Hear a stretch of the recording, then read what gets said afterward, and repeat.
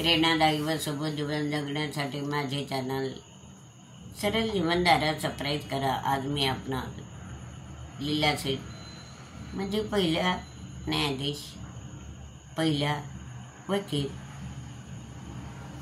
हिमाचल प्रदेशाच्या उच्च न्यायालयाच्या न्यायाधीश अशा प्रकारे प्रसिद्ध असलेल्या लीला सेठ यांची माहिती मी आपणापुढे भारतीय पहिल्या महिला वकील सरन्यायाधीश यांची मी थोडक्यात माहिती सांगणार आहे। आता लीला सेठ ह्या 20 ऑक्टोबर 1930 ते 5 मे 1927 भारतीय पहिल्या महिला न्यायाधीश होत्या।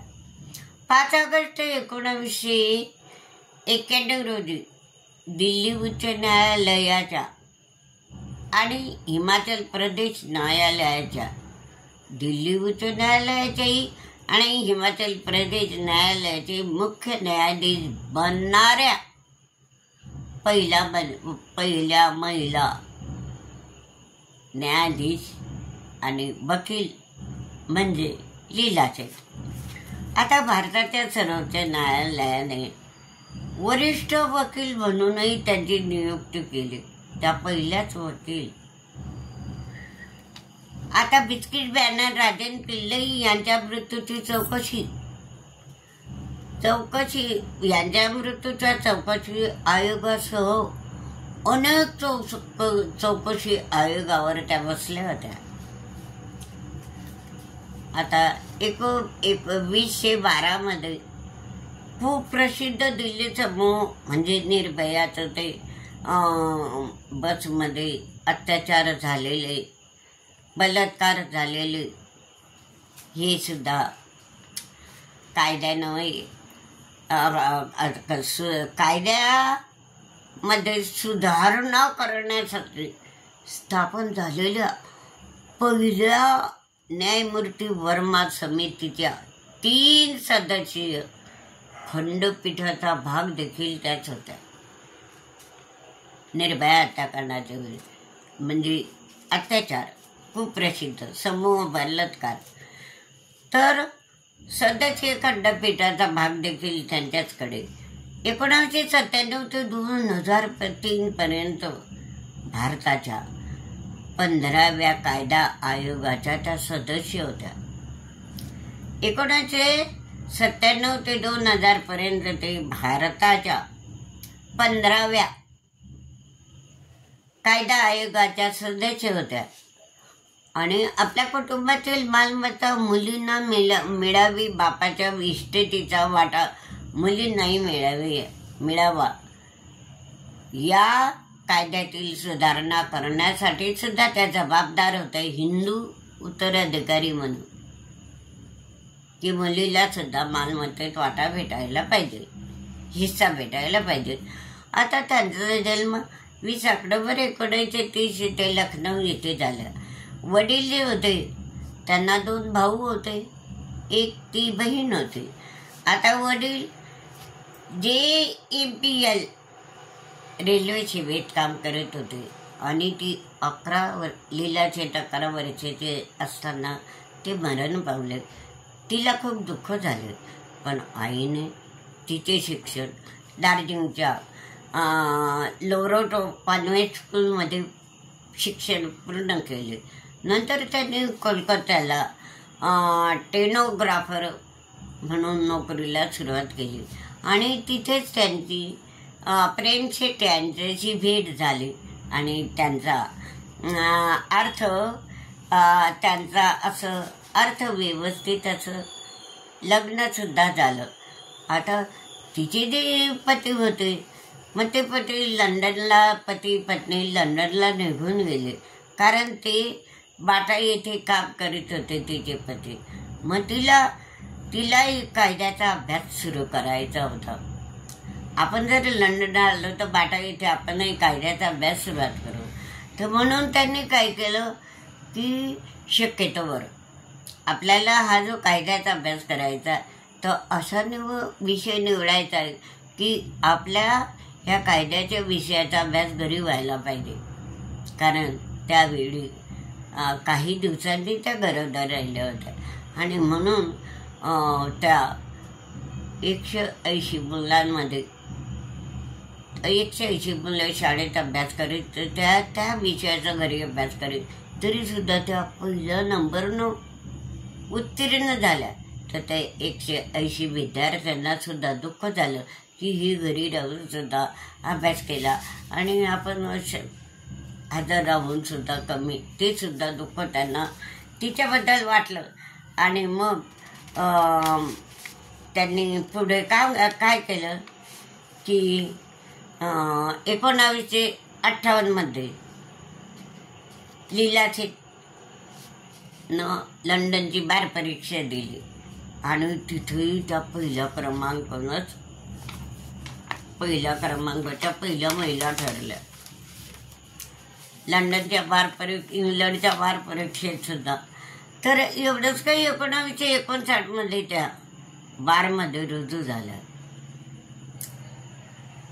आणि त्यांनी IAS अधिकारी म्हणून नागरी सेवा परीक्षा सुद्धा दिली आणि इंग्लंडमध्ये त्या बारमध्ये सुद्धा प्रथम क्रमांकानं पास झाल्या. तर त्या लंडनच्या वृत्तपत्राने लीलाला सास असे संबोधले. सासू या शब्दाने संबोधले. लंडनच्या बारनंतर लगेचच पती पत्नी मग भारतामध्ये परत आल्या आणि पाटणा येथे वकिली सुरू करण्याला सुरुवात केली. लीलाने पाटणाच्या उच्च न्यायालयात 10 वर्ष काम केले. पुरुष प्रधान कायद्याच्या क्षेत्रात महिला असल्याने त्यांचा भेदभाव व्हायचा की हे तर बाई आहे, हे काय वकिलाचं काम करणार आहे, म्हणून असा भेदभाव करीत होते. ही बाई म्हणे पुरुषाचं वकिलाचं काम करू शकणार नाही, तिच्याविषयीची त्यांच्या मनामध्ये कटू भावना होत आहे, भेदभाव होतोय. तरी पण तिने त्यांना तोंड दिलं आणि कारण महिला वकील आहे, हे काय काम त्यांची खात्रीच पटत नसे. अशा प्रकारे त्यांनी त्यावर सुद्धा मात करून त्यांच्याबरोबर वकिली केली.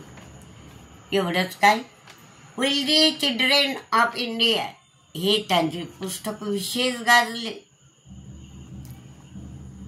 लीला शेठचे अनबॅलेन्स नावाचे आत्मचरित्र 2003 मध्ये प्रसिद्ध झाले. 50 वर्षाच्या कारकिर्दीत ज्या समस्या त्यांना जाणवल्या,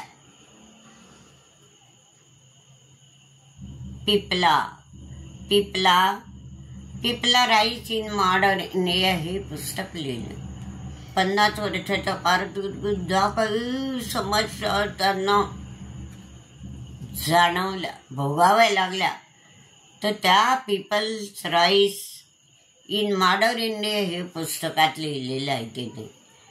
कारण कायद्याची तत्वे समतेने वागवणे हे त्यांचं वैशिष्ट्य होतं. त्या पुस्तकामध्ये कायद्याची तत्वे समानतेने वागवणे हे त्या पुस्तकाचं वैशिष्ट्य आहे. अशा प्रकारे त्यांना 3 अपत्य होते. विक्रम शेठ कवी होता, लेखक होता आणि आराधना शेठ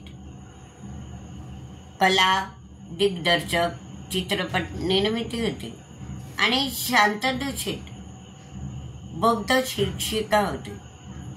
तर अशा प्रकारे तिची कारकीर्द म्हणजे खूप अशी 50 वर्षाची कारकीर्द त्यात भोगलेल्या तिनं चढ उतार आणि सरन्यायाधीश वकील उच्च न्यायालयाचा पहिली महिला म्हणजे प्रसिद्ध कारकिर्दीत गाजलेली ती स्त्री.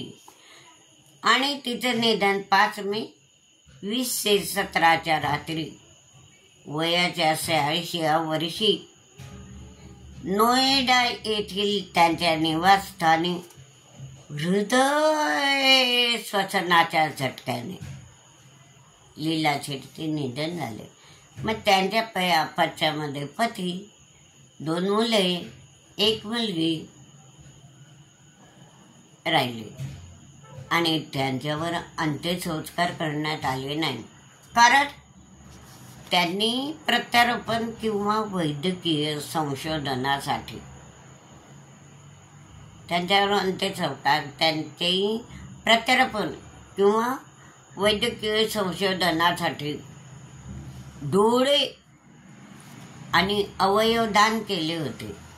अशा प्रकारे लीला शेट्टी प्रभावी व्यक्तिमत्व, बुद्धिमान, कायदेतज्ञ, भारतीय पहिली महिला न्यायाधीश, पहिली महिला वकील, गाजलेली कारकीर्द, सर्व प्रसिद्धी, सन्मानित. तर ही जी लीला शेट्टी आहे ही पहिली न्यायाधीश, पहिला वकील, भारतीय महिला म्हणून खूप खूप प्रसिद्ध आहे. हा व्हिडिओ अवश्य पहा आणि लाईक व शेअर करा.